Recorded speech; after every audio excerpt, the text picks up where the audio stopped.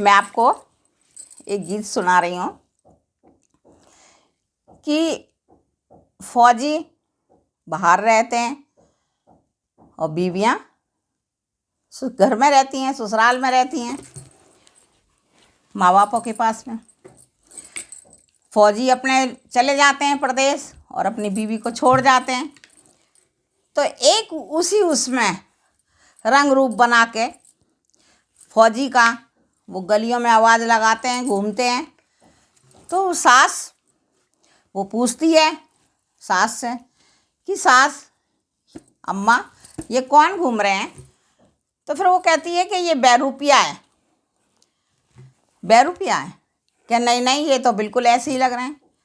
तो फिर साथ में जिठानी होती है, घर में जो होते हैं मेंबर, तो वो आके कहते हैं कि गलियों में घूम रहे हैं, लगता तो ऐसे ही अपने से। तो फिर सास कहती है कि क्या कह के गया है? वो कुछ कह के गया था तेरे से, जो ऐसे कैसे आ गया ये? तो वो कहती है कि नहीं, मेरे से तो कुछ नहीं कह के गए, पर देखने में तो वो ऐसे ही लगते हैं। तो जब सास नंद सभी पूछती हैं कि क्या कह के गया था और कैसे कैसे कह के गया था, तो मैं उसके ऊपर आपको सुना रही हूँ। तो बहुत अच्छा गीत है, आप सुनाएं।